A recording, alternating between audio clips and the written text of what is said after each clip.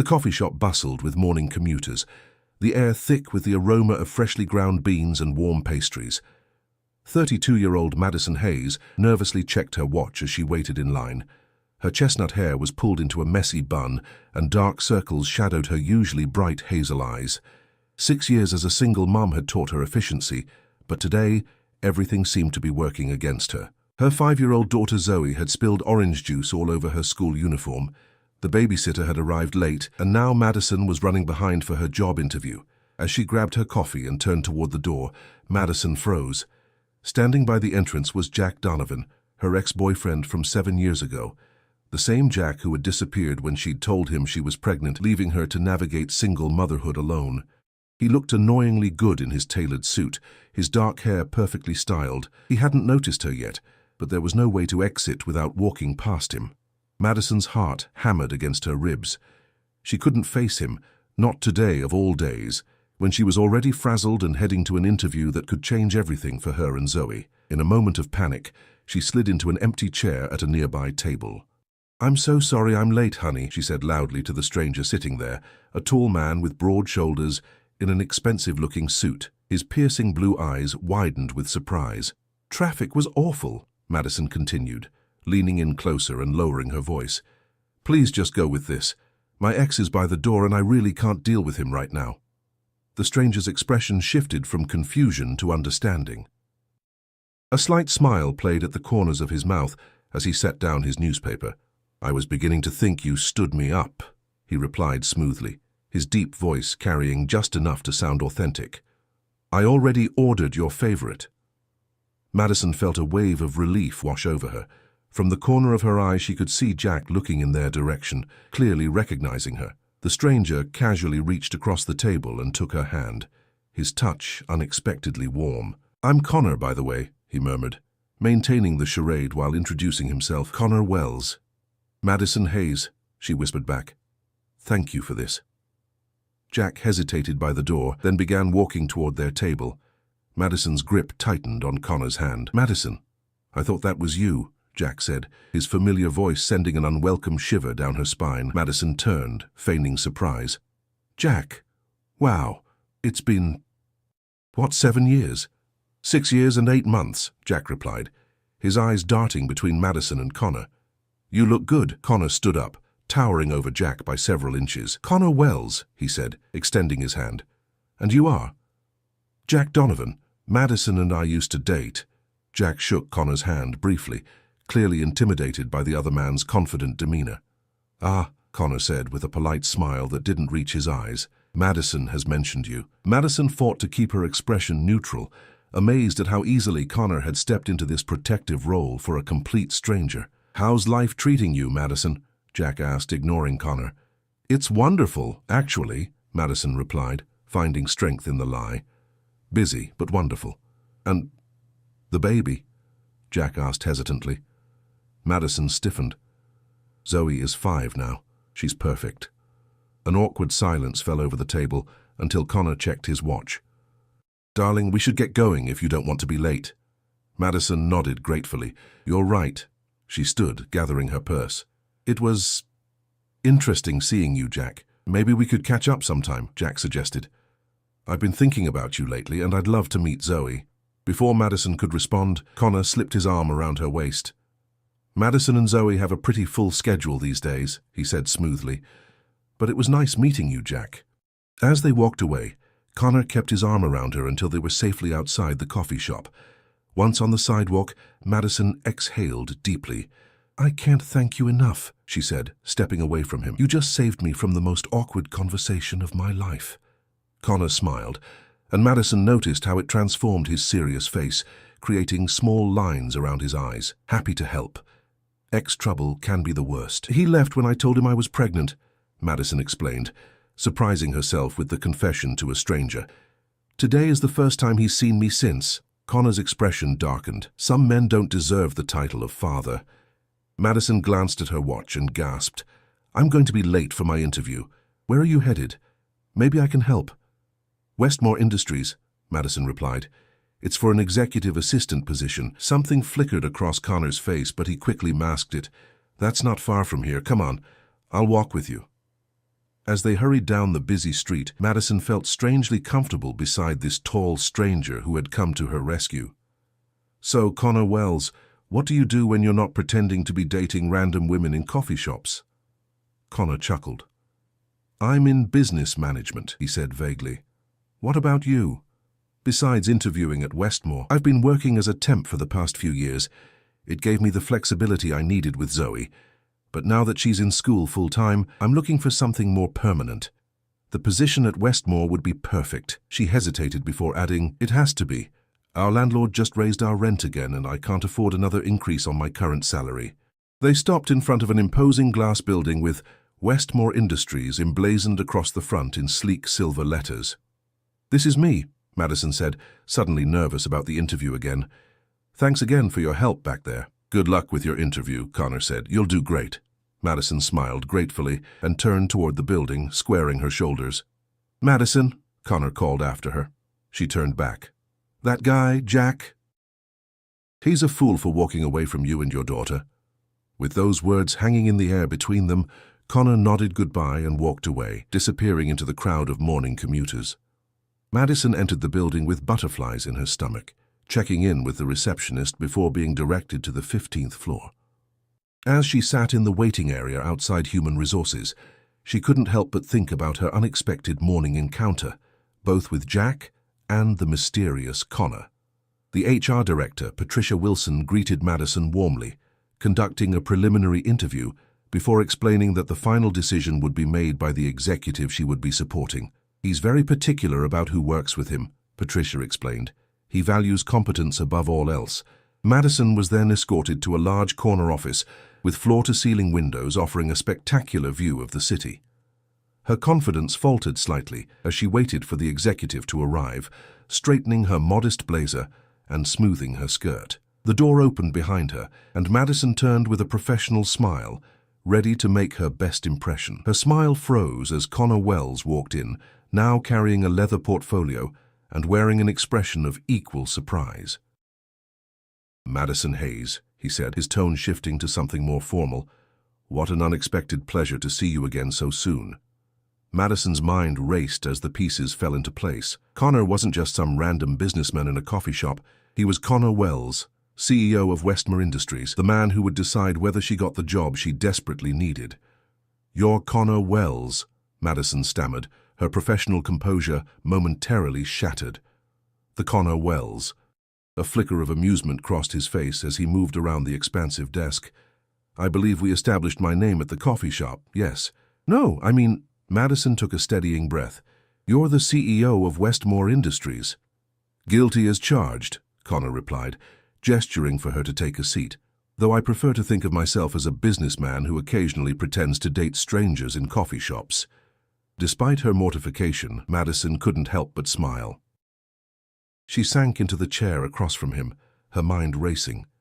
Of all the people she could have dragged into her personal drama, she had chosen her potential boss. The universe clearly had a twisted sense of humor. "I should apologize for not being completely honest about who I am," Connor continued, his tone becoming more professional as he opened her resume. "But in fairness, you did ambush me." "I'm so embarrassed," Madison admitted. "If I had known, you would have chosen a different table," Connor finished for her, raising an eyebrow.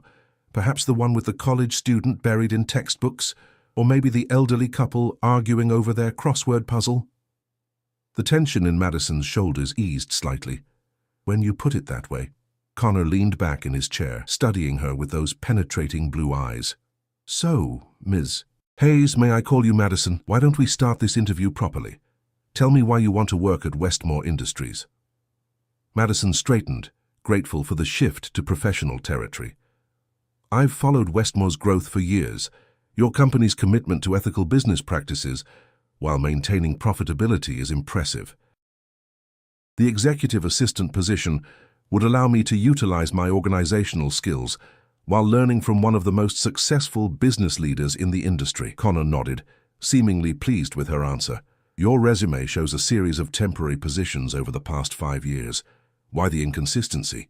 "After Zoe was born, I needed flexible work arrangements," Madison explained. "As a single mother, I had to balance earning a living with being present for my daughter. Now that she's in school full-time, I'm looking for stability and growth potential. And the father isn't in the picture at all? Connor asked, then immediately held up a hand. I apologize, that's inappropriately personal. Forget I asked. Madison hesitated before responding. It's relevant to my work history, so I don't mind answering. No, Jack hasn't been involved. Today was the first time he's shown any interest in Zoe's existence. Connor's expression hardened momentarily before returning to professional neutrality. He asked several more standard interview questions about her skills, experience, and problem-solving abilities. Madison answered confidently, pushing aside her earlier embarrassment. Your qualifications are impressive, Connor finally said, closing her file. But this position requires someone who can think on their feet, handle unexpected situations with grace, and maintain confidentiality. A smile tugged at the corner of his mouth. Your performance this morning demonstrated all three qualities rather convincingly. Madison's eyes widened. Are you saying that pretending you were my boyfriend to avoid my ex might actually work in my favor? I'm saying that life rarely follows a predictable path, and I value people who can navigate its unexpected turns. Connor stood, extending his hand. The position is yours, if you want it. Madison rose shakily, accepting his handshake. Just like that. Just like that, Connor confirmed. Patricia will handle the paperwork. You can start Monday if that works for you. Monday is perfect, Madison replied, still stunned by the sudden turn of events. Thank you, Mr. Wells. Connor, he corrected. We've already held hands in public, Madison. I think we're past formalities. A blush heated her cheeks at the reminder. Thank you, Connor. I promise you won't regret this. I rarely regret my decisions, he said with quiet confidence. 9 a.m. on Monday, don't be late. As Madison left the office, her mind was spinning. She had walked into Westmore Industries desperate for a job and walked out with not only employment, but also the most bizarre interview story ever. Wait until her best friend Vanessa heard about this. The weekend passed in a blur as Madison prepared for her new position. She spent Saturday shopping for affordable but professional clothing with Vanessa, who couldn't stop laughing about the coffee shop incident. Only you, Madison, Vanessa said, shaking her head as they browsed through clearance racks. Only you would accidentally accost a billionaire CEO to avoid your deadbeat ex. He's not a billionaire, Madison corrected, examining a navy blazer. Just a very successful businessman. Vanessa rolled her eyes. His net worth is estimated at $2. $3 billion, according to that financial magazine I was reading in the salon last week. Connor Wells is practically royalty in the business world. Madison nearly dropped the blazer. That can't be right. Look it up if you don't believe me, Vanessa challenged, pulling out her phone. 38 years old, never married, built Westmore Industries from a small tech consulting firm into a corporate giant in less than 10 years. Stop it, Madison groaned, taking the phone from Vanessa's hand and staring at the article. There was Connor, looking impossibly handsome in a tuxedo at some charity event. The caption described him as Boston's most eligible bachelor. I held hands with a billionaire, Madison whispered, handing the phone back, and now I'm going to be his assistant. Life is funny that way, Vanessa replied with a wink. Now let's find you an outfit that says competent professional, rather than desperate single mum who accosts strangers. On Sunday night, after Zoe had fallen asleep, Madison sat at her small kitchen table, reviewing Westmore Industries' employee handbook. The position offered a salary that was nearly double what she had been making, plus benefits that would significantly reduce her healthcare costs for herself and Zoe. It seemed too good to be true. Monday morning arrived with a flurry of activity. Madison dropped Zoe off at school, promising to take her for ice cream that evening to celebrate the new job. She arrived at Westmore Industries 20 minutes early, determined to make a good second impression. Patricia was waiting for her with an employee badge, security codes, and a detailed orientation. Mr. Wells runs a tight ship, she explained as they walked through the executive floor. He expects excellence, punctuality, and discretion. His previous assistant, Margaret, retired after 15 years, so you have big shoes to fill. Madison nodded, absorbing everything Patricia told her about schedules, protocols, and Connor's particular preferences. No interruptions during strategy meetings, black coffee in the morning, green tea in the afternoon. All emails screened and prioritized before reaching his inbox.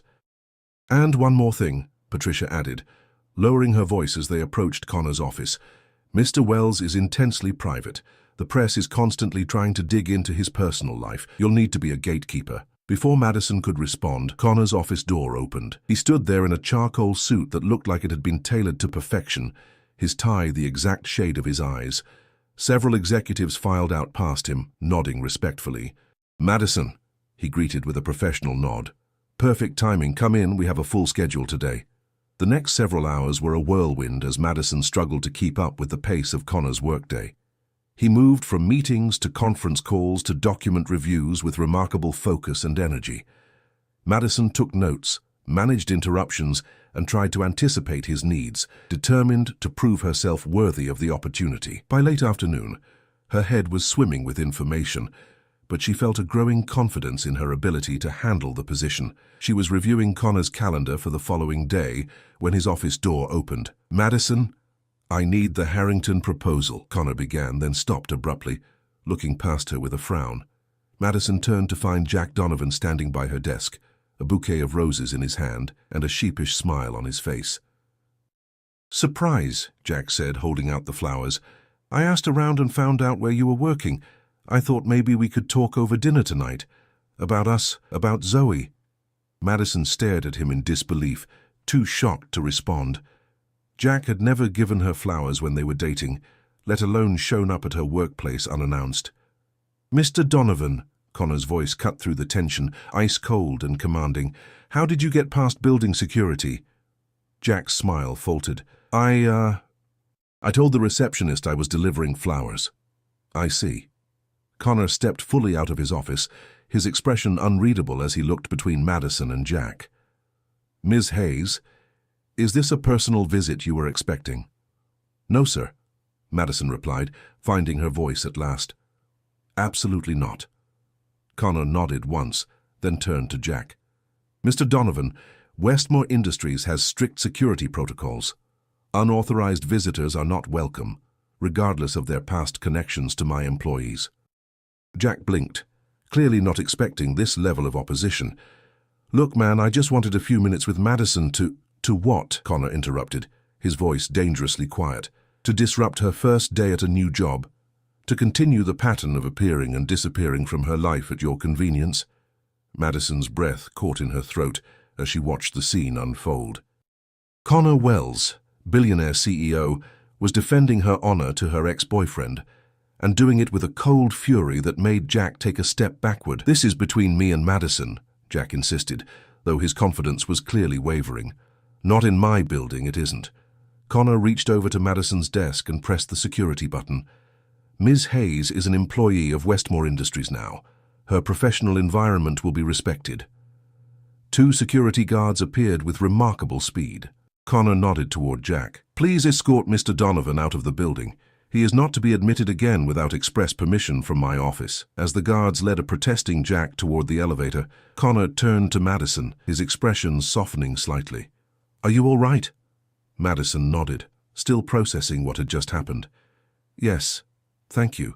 Connor studied her face for a moment, then said quietly, 7 years ago I made a promise to myself that I would never allow workplace harassment of any kind in my company. That includes ex-boyfriends bearing roses and insincere apologies." The intensity in his eyes made Madison's heart skip a beat. There was something deeper there, something personal in the way he'd responded to Jack's intrusion. "Now," Connor continued, his tone returning to businesslike efficiency, "about that Harrington proposal." The rest of Madison's first week at Westmore Industries passed without further drama. Each day, she arrived early and left late, absorbing every detail of her new role. Connor was demanding but fair, setting high expectations while providing clear guidance.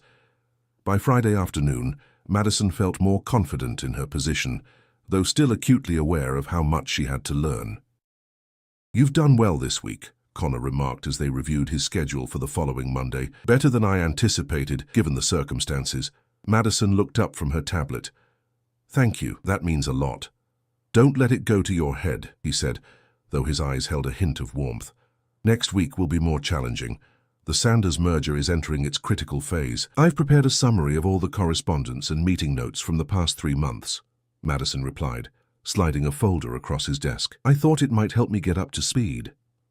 Connor raised an eyebrow, looking genuinely impressed as he flipped through the meticulously organized documents. You did this on your own time. I want to be thorough, Madison said simply. Their eyes met briefly before Connor cleared his throat and returned to business. I have a charity gala tomorrow evening. You'll need to prepare the talking points for my conversation with Senator Wilson about the tax incentives for our green energy initiative. Already done, Madison responded. The brief is in your email, and I've printed a copy for your review before you leave today. A small smile played at the corner of Connor's mouth. Efficient. I try to be. As she gathered her things to leave, Connor added casually, How's your daughter handling your new schedule? The question surprised Madison. In the whirlwind of the week, Connor hadn't mentioned Zoe since their initial interview. She's adjusting, Madison answered honestly. She misses our morning time together, but she loves that I can now afford to put her in the after-school art program she's been begging to join. Connor nodded thoughtfully. Children are remarkably resilient. There was something in his tone that made Madison curious. Do you have children, Connor? No, he replied, his expression suddenly guarded. Never found the right time or the right person. Before Madison could respond, his phone rang. He glanced at the screen and frowned. I need to take this. Have a good weekend, Madison. The dismissal was clear. Madison nodded and left his office, wondering about the momentary glimpse of vulnerability she'd seen in her usually composed boss. Saturday morning found Madison at the kitchen table of her modest apartment, sorting through bills, while Zoe watched cartoons in the living room. The new job's salary would ease their financial strain considerably, but it wouldn't erase years of accumulated debt overnight. Her phone buzzed with a text from Vanessa. Coffee and 30? Need details on Billionaire Boss Week 1. Madison smiled and replied affirmatively. She needed adult conversation after a week of professional intensity. Zoe, sweetie, she called. Want to go to Aunt Vanessa's café for hot chocolate? 20 minutes later, they were walking hand in hand down the street toward The Grind, Vanessa's cozy neighborhood coffee shop. The October air was crisp, and Madison pulled her scarf tighter around her neck. Mommy, look! Zoe pointed excitedly across the street. It's the park with the big slide. Madison followed her daughter's gaze to the small community park. Several children were playing on the equipment while parents watched from nearby benches. A familiar figure caught her attention. Connor, sitting alone on a bench, watching the children play with an unreadable expression. That's my boss, Madison said, surprised. Can we say hi? Zoe asked, bouncing on her toes. Madison hesitated. Connor seemed lost in thought, and she didn't want to intrude on his personal time. But Zoe was already waving enthusiastically, and before Madison could stop her, Connor had noticed them. After a moment of apparent surprise, he raised a hand in acknowledgement. I guess we're saying hi, Madison murmured, leading Zoe across the street when the light changed. Connor stood as they approached. In jeans and a casual sweater, he looked younger, less intimidating than the corporate titan who commanded Westmore Industries. The autumn sunlight caught in his dark hair, highlighting strands of copper Madison hadn't noticed before. Madison, he greeted, this is unexpected. We were heading to a friend's café, she explained, then gestured to her daughter. This is Zoe. Zoe stepped forward, extending her small hand with precocious confidence. I'm 5 3/4, she announced solemnly. Mummy says you're her new boss. Connor's face softened as he shook Zoe's hand with equal seriousness. That's correct, I'm Connor Wells. Do you like slides, Mr. Wells? Zoe asked, pointing to the playground. The big one is super fast if you sit on the slippery part of your jacket. A genuine smile transformed Connor's face. Is that your professional recommendation? Zoe nodded emphatically. I'm an expert. Perhaps I should take your advice sometime, Connor replied, his eyes briefly meeting Madison's over Zoe's head. Something unspoken passed between them, a moment of connection that made Madison's pulse quicken. What brings you to this neighborhood? Madison asked, breaking the silence. It's quite a distance from your office. Connor's expression closed slightly. I have some property nearby that I'm considering developing, just getting a feel for the area. Before Madison could respond, Vanessa appeared, slightly breathless. There you are. I saw you from the cafe window and she stopped abruptly, her eyes widening as she recognized Connor. Oh, hello. "Connor, this is my friend Vanessa Taylor," Madison said quickly. "She owns the Grind Café around the corner." "Pleasure to meet you," Connor said politely. Vanessa shot Madison a look that clearly demanded explanation later. "I've got a table saved for you guys, and fresh cinnamon rolls just out of the oven." "Cinnamon rolls," Zoe exclaimed, tugging at Madison's hand. "Can we go now, please?" Madison nodded. "We should let you get back to your property assessment," she said to Connor. "Enjoy your weekend." "Actually," Connor said, surprising her, "I could use a coffee. Mind if I join you?" 10 minutes later, they were seated in a cozy corner of the Grind. Zoe was happily devouring a cinnamon roll, icing smeared across her cheek. Vanessa kept finding excuses to pass by their table, casting meaningful glances at Madison each time. "Your friend isn't very subtle," Connor remarked quietly after Vanessa's third unnecessary check on their coffee. Madison laughed softly. Subtlety has never been Vanessa's strong suit. "I like her cafe," Connor said, looking around appreciatively at the warm, eclectic space. "It has character.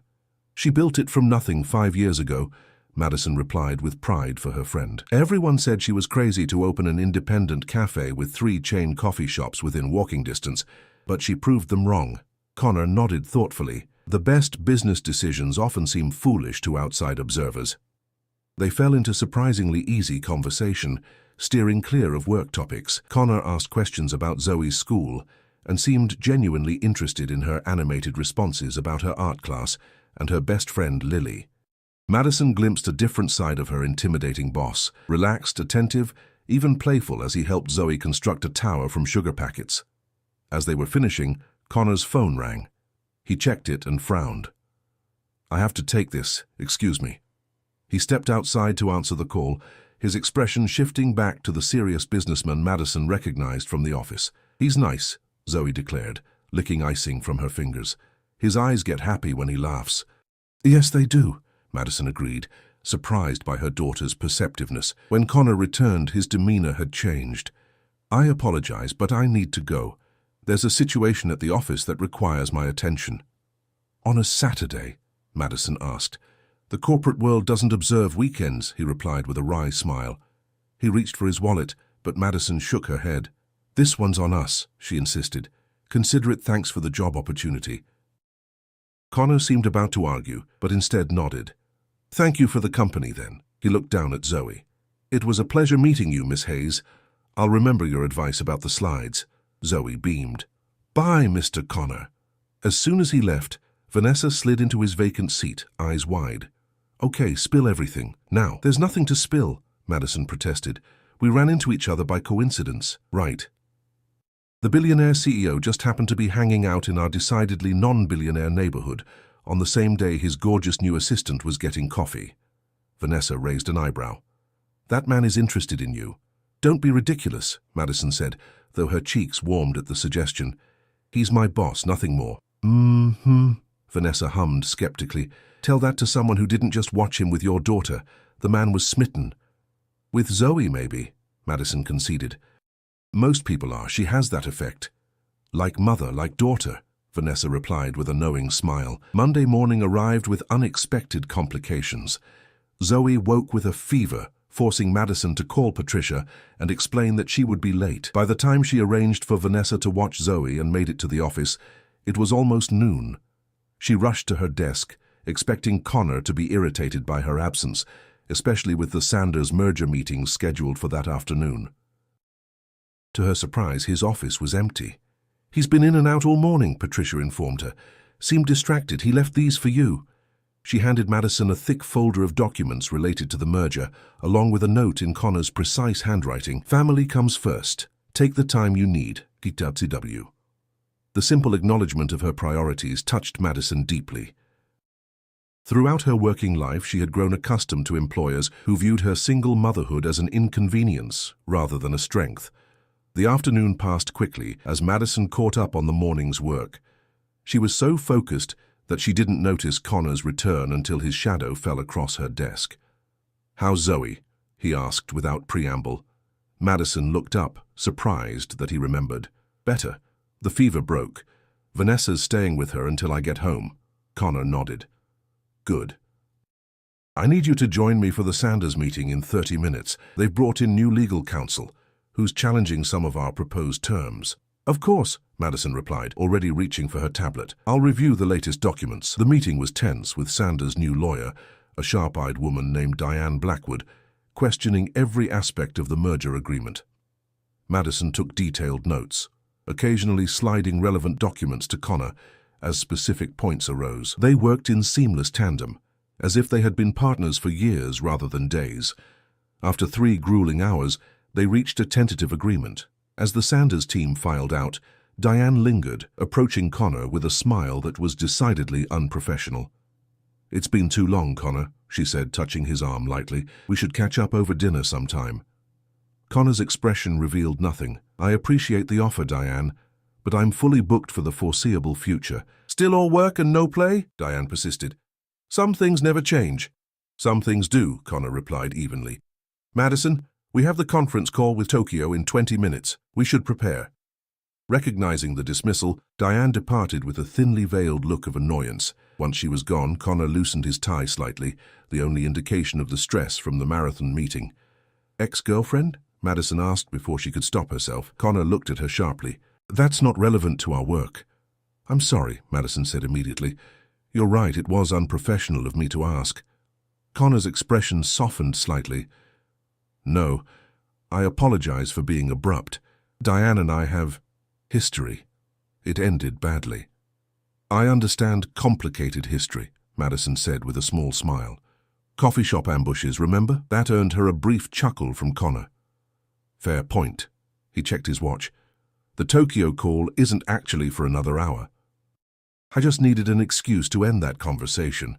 "Glad I could be useful," Madison replied lightly. Connor studied her for a moment, his blue eyes intent. "You were more than useful in that meeting, Madison. You were exceptional. The way you anticipated what I needed before I asked for it, not many people can do that." The unexpected praise warmed her. "Thank you." As they walked back toward his office, Connor said casually, "The charity gala I mentioned is this Saturday evening. I'd like you to attend." Madison stopped walking. "Attend? As in, be there as a guest?" "As my assistant," Connor clarified. "These events are as much about business as charity. Having you there to manage introductions and remember key details about potential partners would be valuable." "Oh," Madison said, trying to hide her disappointment at the clarification. "Of course." "The dress code is formal," Connor continued. "The company will cover any expenses for appropriate attire." Madison's mind raced. She'd never attended a high society event before, let alone one where she would be representing a major corporation. "I don't have anything suitable," she admitted. "Patricia can help with recommendations," Connor replied matter-of-factly. "Consider it a business expense." As they reached his office, he added, "One more thing. I've arranged for a car service for you and Zoe in the mornings and evenings. It should help with your commute, especially on days when childcare becomes complicated." Madison stared at him, stunned by the thoughtful gesture. "Connor, that's extremely generous, but it's practical," he interrupted. "I need you focused on work, not worried about transportation logistics." There was something in his expression, a vulnerability beneath the business-like exterior, that made Madison wonder what was really behind the offer. Before she could respond, Connor's phone rang, ending the conversation as he stepped into his office to take the call. Madison returned to her desk, her thoughts whirling. In just over a week, Connor Wells had upended her carefully structured life. She had expected a demanding boss, not someone who noticed her struggles as a single mother and sought to ease them, not someone who defended her against her ex, not someone whose rare smile made her heart beat faster in a way it hadn't in years. As she gathered her things to leave for the day, Madison's phone lit up with a text from Jack. "We need to talk about Zoe. It's important." She stared at the message, a cold knot forming in her stomach. After 6 years of absence, what could possibly be so important now? Through the open office door, she could see Connor on the phone, his back to her as he gazed out at the city skyline. In that moment, Madison realized how quickly she had come to trust this man who had been a stranger just days ago, and how dangerous that trust might be for her heart. Madison ignored Jack's text that evening, focusing instead on Zoe's recovery and the mountain of work she had brought home. But the message lingered in the back of her mind, an unwelcome intrusion into the new rhythm of life she was establishing. By morning, 3 more texts had arrived, each more insistent than the last. "We need to talk. It's about Zoe." "Madison, please don't ignore me. It's important." "I know I have no right to ask, but I need to see you. It's about Zoe's health." The mention of Zoe's health sent a chill through Madison. What could Jack possibly know about their daughter's well-being? Despite her better judgment, she replied, "What about Zoe's health?" His response came immediately. "Not over text. Meet me for lunch today, please." Madison debated as she rode the company car to Westmore Industries. She didn't trust Jack, but if there was even a remote possibility that he had information about Zoe's health, she couldn't ignore it. She texted back agreeing to meet at a café near her office at noon. The morning passed in a blur of meetings and preparations for the Sanders merger. Connor was in rare form, his focus laser-sharp as they refined the final contract terms. Madison matched his intensity, determined not to let her personal concerns affect her work. At 11:45, she knocked on Connor's open office door. "I need to step out for lunch. I've forwarded the updated merger documents to your email, and Patricia will handle any calls." Connor looked up from his computer, his brow furrowing slightly. "Everything all right? You seem distracted." Madison hesitated. Her relationship with Connor was professional, despite the unusual circumstances of their meeting. But something, perhaps the genuine concern in his eyes, made her answer honestly. "Jack wants to meet. He says he has information about Zoe's health." Connor's expression darkened. After 6 years of absence, he suddenly has health information about a child he's never met. "It seems unlikely," Madison admitted, "but if there's even a small chance—" "Of course," Connor nodded, his voice softening. "You have to go." Madison was halfway to the door when Connor called her name. She turned back. "Madison," he said, rising from his desk, "be careful.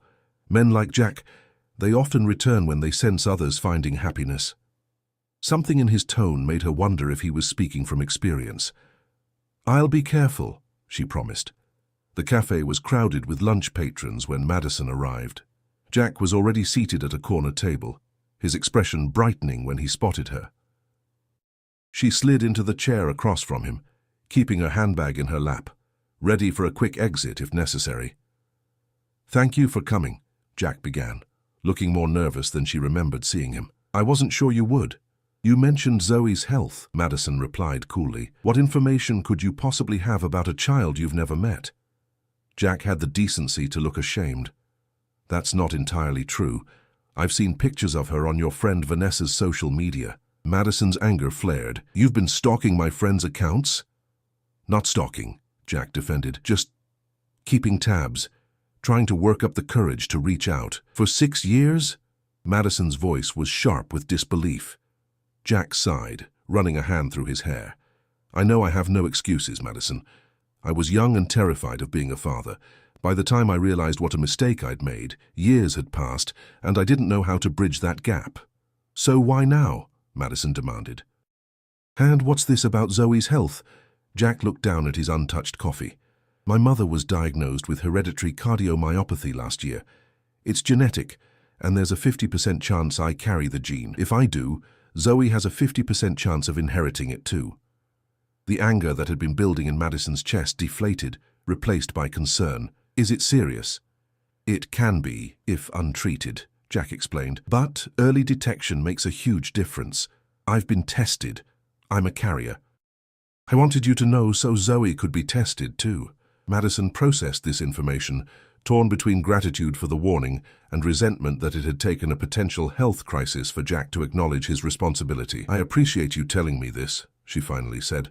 "I'll speak with Zoe's pediatrician about testing." "I'd like to help with the medical expenses," Jack offered, "and maybe get to know her a little. I know I don't deserve it, but you're right." "You don't deserve it," Madison interrupted more calmly than she felt. "I'll consider allowing you limited contact with Zoe, but only after I've had time to think about what's best for her, and only if the pediatrician confirms this concern is legitimate." Jack nodded, accepting her terms. "That's fair, more than fair." As Madison stood to leave, Jack added, "One more thing, that guy, your boss, be careful with him, Madison. I looked him up after our encounter. Connor Wells has a reputation. Madison stiffened. A reputation. For being ruthless in business, for discarding people when they're no longer useful. Jack's expression was serious. I may have been a terrible boyfriend and an absent father, but I still care about what happens to you and Zoe. You forfeited the right to concern yourself with my personal life 6 years ago, Madison replied coldly. Focus on proving you're worthy of knowing your daughter, not on warning me about my boss. She left the cafe with her emotions in turmoil. Jack's health warning about Zoe demanded attention, but his parting comment about Connor lingered uncomfortably. Was there truth to his warning, or was it just jealousy? When Madison returned to the office, Connor was in a meeting. She used the time to research hereditary cardiomyopathy, scheduling an appointment with Zoe's doctor for the following week. The rest of the afternoon passed in a professional blur, as she buried her personal concerns beneath work responsibilities. It was after 7 when Connor emerged from his final meeting of the day.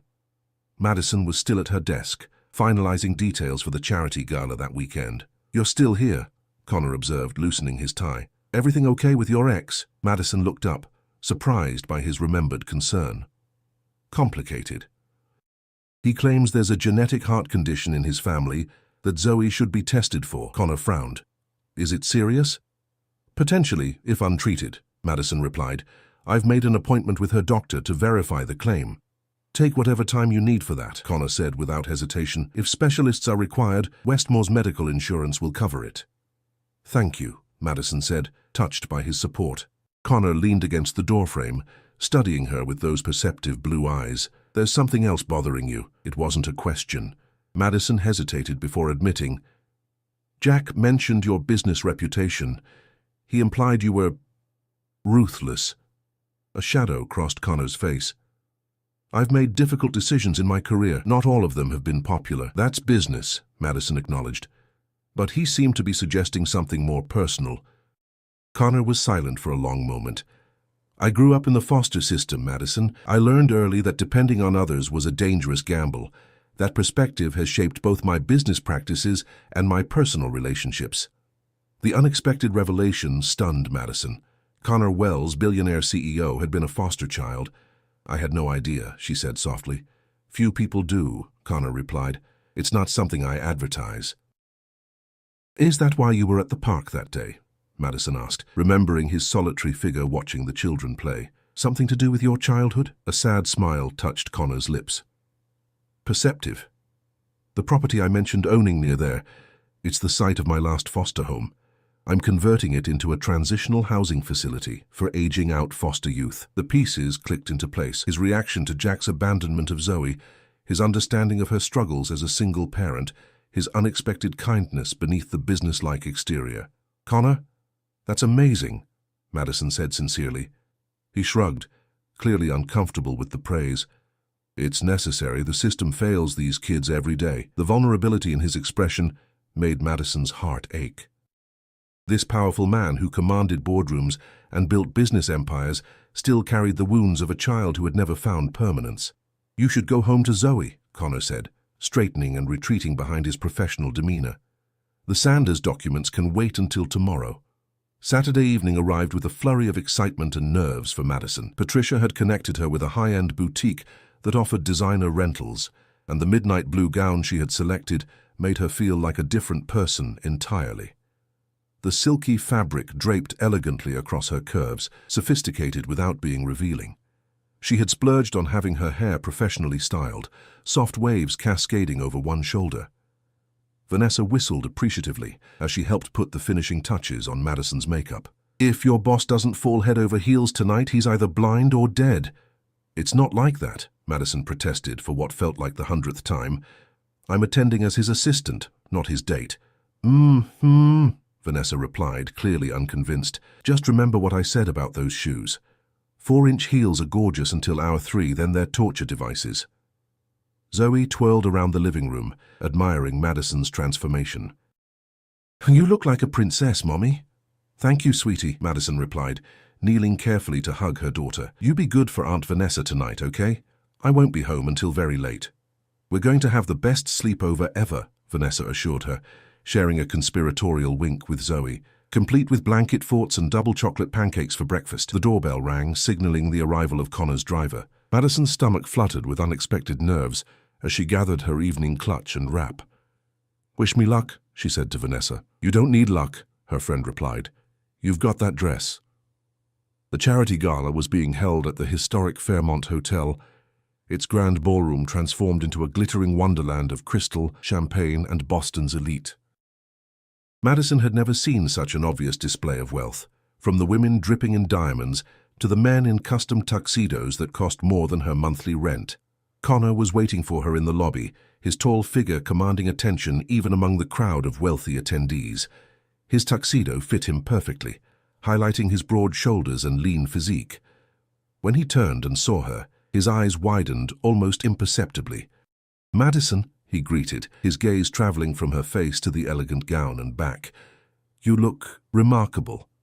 "Thank you," she replied, feeling her cheeks warm at his approval. "You clean up quite well yourself, Mr. Wells." A ghost of a smile touched his lips.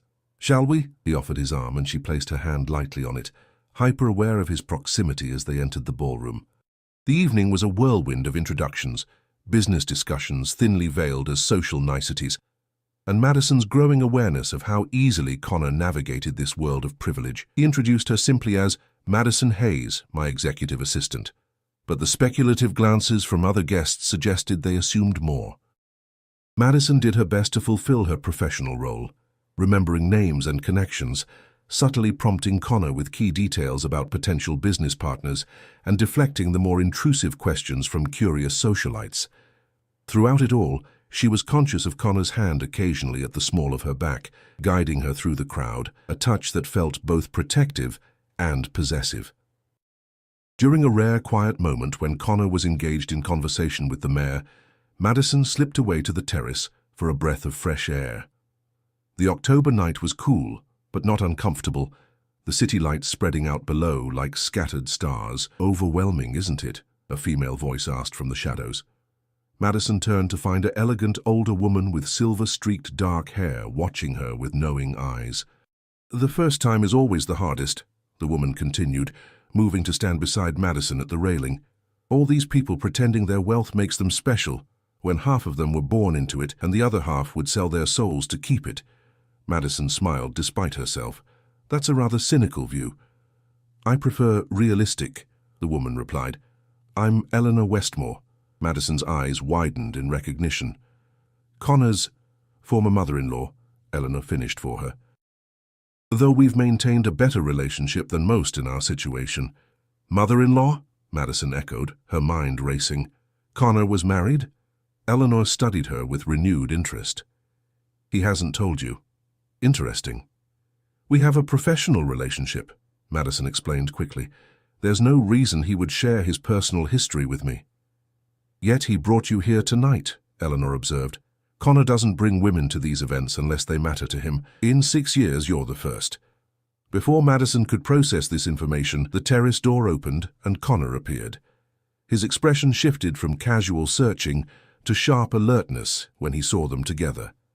"Eleanor," he greeted, his voice carefully neutral. "I didn't know you were attending tonight." "Last-minute decision," Eleanor replied smoothly. "I was just getting acquainted with your lovely assistant. She reminds me a bit of Catherine, the same quiet strength." A muscle twitched in Connor's jaw. "Madison, Senator Wilson is asking about the Green Energy Initiative. Would you mind joining us?" The request was clearly an excuse to separate her from Eleanor, but Madison nodded, professional mask firmly in place. "Of course, it was a pleasure meeting you, Mrs. Westmore." "The pleasure was mine," Eleanor replied with a knowing smile. "I suspect we'll meet again."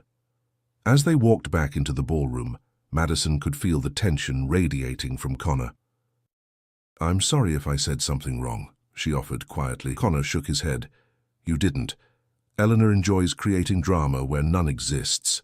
"She mentioned someone named Catherine," Madison ventured cautiously. Connor stopped walking, turning to face her. For a moment, he looked as if he might brush off the implicit question. Then his expression softened. "My wife," he said quietly. "She died 6 years ago." The revelation hit Madison like a physical blow. "Connor, I'm so sorry." "I had no idea." "As you said, we have a professional relationship," he replied, echoing her earlier words with a sad smile. "There was no reason for you to know." Before she could respond, they were approached by a group of investors, and the moment for personal revelations passed. But throughout the remainder of the evening, Madison couldn't shake the new understanding of Connor Wells, a foster child who had built an empire, a widower who kept the world at arm's length, a man whose carefully constructed walls might be protecting a heart that had known too much loss. As the gala wound down and guests began to depart, Connor guided Madison toward the exit. "My driver will take you home," he said, his professional demeanor firmly back in place. "Thank you for including me tonight," Madison replied. "I hope I was helpful." "More than helpful," Connor assured her. "Several board members commented on your grace under pressure." They stepped outside into the cool night air, waiting as the valet brought Connor's car around. An awkward silence fell between them, a rarity in their usually efficient interactions. "Connor," Madison began hesitantly. "What Eleanor said about me reminding her of Catherine. Eleanor says many things designed to provoke a reaction," Connor interrupted, his tone making it clear the subject was closed. Madison nodded, accepting the boundary he had drawn, but as his driver opened the car door for her, Connor surprised her by taking her hand. "Madison," he said quietly, his blue eyes intent on hers. "Thank you for tonight. Not just for the professional assistance, but for—" he seemed to struggle for the right words, "for making these events bearable again." The simple honesty in his voice touched something deep within her. "You're welcome, Connor." Their eyes held for a moment longer than was professionally appropriate, his thumb brushing lightly over her knuckles before he released her hand. "Good night, Madison." "Good night," she replied, slipping into the car with her heart racing and her mind full of questions. The following weeks brought a whirlwind of changes to Madison's life. Zoe's medical tests came back negative for the hereditary heart condition, bringing immense relief. Jack remained on the periphery, making tentative efforts to establish a relationship with his daughter through supervised visits that Madison cautiously allowed. At Westmore Industries, the Sanders merger was successfully completed, earning Madison a substantial bonus and Connor's increasing trust. Their professional relationship deepened into something that occasionally blurred the lines of friendship. Shared lunches discussing business strategy, Connor asking about Zoe's progress in school, Madison learning to anticipate his needs and preferences with uncanny accuracy. And through it all, Madison felt herself falling for this complex, guarded man who showed glimpses of warmth beneath his professional exterior. It was foolish, she knew. He was her boss, a billionaire still haunted by his past, a man who had built walls around his heart that seemed impenetrable. Then came the day of the storm. A nor'easter that hit Boston with unexpected ferocity. Schools closed early, public transportation shut down, and the governor urged all non-essential personnel to stay home. Madison had picked up Zoe from school and brought her to the office, having no other childcare options and critical work that couldn't wait. "I'm sorry," she apologized to Connor as Zoe settled in the conference room with her coloring books. "I'll keep her quiet, I promise." To her surprise, Connor seemed more amused than annoyed. "It's fine, Madison. We're practically the only ones here anyway." As the afternoon wore on, the storm intensified.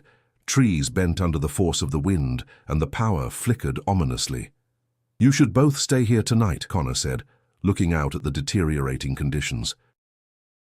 "The building has generators, and the executive suite has comfortable accommodations." "I couldn't impose," Madison began, but was interrupted by a deafening crack as a tree branch struck the building, followed by darkness as the power failed completely. "Generator will kick in momentarily," Connor said calmly. His prediction proved correct as emergency lighting illuminated the office seconds later. "Mommy," Zoe's voice called from the conference room, tinged with fear. "It's okay, sweetie," Madison reassured her, moving quickly to her daughter's side. "Just a power outage from the storm." Connor appeared in the doorway, his expression softening at the sight of Zoe's frightened face. "I have an idea," he said. "When I was your age and scared of storms, I used to build blanket forts." Zoe's eyes widened with interest. "Really?" "Really," Connor confirmed with a small smile. "And I think we have everything we need right here." What followed was a side of Connor Wells that Madison had never witnessed. Playful, patient, and utterly charming as he helped Zoe construct an elaborate fort from conference room chairs, tablecloths, and the blankets kept in the executive suite for overnight work sessions. He ordered food delivery from a nearby restaurant that was somehow still operating, and the three of them ended up picnicking inside the fort as the storm raged outside. "You're good with her," Madison observed softly after Zoe had finally fallen asleep, exhausted from the excitement. Connor looked down at the sleeping child, an unguarded tenderness in his expression. "She reminds me that there's more to life than quarterly reports and shareholder value." They sat in comfortable silence for a moment before Connor spoke again. "Catherine and I were trying to have a child when she got sick, ovarian cancer. By the time they caught it, it was too late." The quiet confession in the dim light of their improvised shelter touched Madison deeply. "I'm so sorry, Connor. After she died, I threw myself into work, built Westmore Industries into what it is today, told myself it was enough." His eyes met hers in the soft glow of the emergency lights. "It wasn't." Madison's heart pounded as Connor's hand found hers in the darkness. "When you ambushed me in that coffee shop," he continued with a ghost of a smile, "it was the first genuine human connection I'd allowed myself in years." "Connor," Madison whispered, scarcely daring to hope what his words might mean. "I know the timing is complicated," he said softly. "I'm your boss. You're just establishing stability for yourself and Zoe. But Madison, you've awakened something in me I thought died with Catherine." The vulnerability in his confession, so at odds with the powerful CEO the world knew, moved Madison profoundly. Without overthinking, she leaned forward and pressed her lips gently to his. The kiss was tender, hesitant at first, then deepening as Connor's hand came up to cradle her face. When they finally broke apart, Madison could see in his eyes the same mixture of surprise, desire, and hope that she felt. "Where do we go from here?" she asked softly. Connor's thumb traced the line of her cheekbone. "I don't know exactly, but I'd like to find out, if you would." Madison glanced at Zoe sleeping peacefully beside them, then back at this remarkable man who had entered their lives through the strangest of circumstances. "I'd like that too," she whispered. Outside, the storm continued to rage, but within their improvised shelter, Madison felt a sense of peace she hadn't experienced in years. The journey ahead would not be simple. There were professional boundaries to navigate, past wounds to heal, and a little girl's future to consider. But as Connor's fingers intertwined with hers, Madison knew with certainty that some storms bring not destruction, but new beginnings. In the morning light, as they emerged from their shelter to find the world washed clean by the storm, Madison watched Connor gently carrying a still sleeping Zoe to the comfortable couch in his office. The tenderness in his actions spoke volumes about the man beneath the powerful exterior, a man willing to risk his carefully guarded heart for the chance of building something real with her and Zoe. "What are you thinking?" Connor asked, noticing her thoughtful gaze. Madison smiled, remembering their unlikely first meeting and all that had transpired since. "I'm thinking that sometimes the most important journeys begin with a desperate act in a coffee shop." Connor's answering smile, unguarded and genuine, was like the sun breaking through clouds. "In that case," he said, taking her hand, "I'm very glad you chose my table."